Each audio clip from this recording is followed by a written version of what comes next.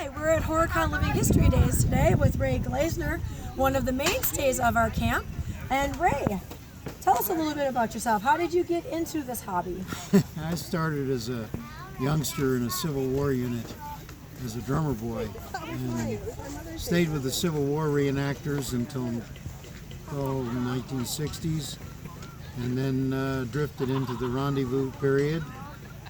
Because of my teaching, I wanted to do a little bit more things than the Civil War was doing, and I got into doing living history stuff about that time. And I do, at the present, I'm dressed as a merchant or a sutler in the Civil War period, but I'm a merchant in the early 1800s on the frontier as a Scottish merchant.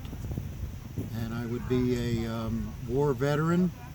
And I wear the gorget, which shows that I had served in the military, actually the British military, as a lieutenant in the 4th King's Own during the French and Indian War, and then stayed with that unit during the Revolution. And I'm now, the Revolution is long past, and I'm now a merchant following the fur trade and actually selling things to the trappers and the Indians who come in. Okay. And doing a lot of trading. Very good. And what is your background?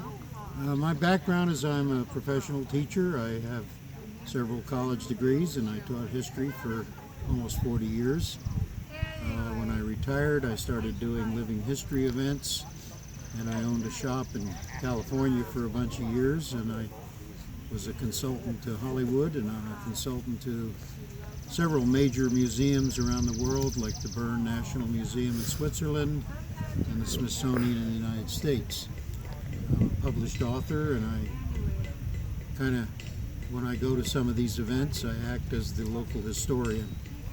And I try to teach children and adults what really happened in history, not what they see on television or read in some books.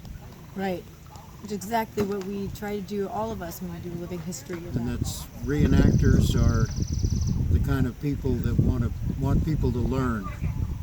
And we do reenacting any time period from the early caveman right up to modern war periods. Sure. There's everything going. In fact, I've got an article in hopefully it'll come out this summer in the Our Wisconsin magazine. Okay. About historical reenacting. Oh, very cool. That's definitely something I didn't know. Now, how long have you been coming? I've been a part of HorrorCon Living History Days. I think I started the 2nd or 3rd year you had it. Yeah, I'm thinking it was probably the 3rd year. So yeah, you have, the 3rd, yeah. You're definitely one of the mainstays. I'm one of the old timers. Absolutely. I think I got here when there was 6 camps, and you started with 3. Probably in a little tiny area. Yeah, Absolutely. we were pretty small, and we weathered some storms. I remember one time we couldn't even have the Saturday night dinner outside because it was snowing. Because it was snowing. And too cold. Yes. And but it's been fun, and this is a great event. I really like coming here because of the fact that we're teaching. Absolutely. We're dispelling historical errors. Absolutely.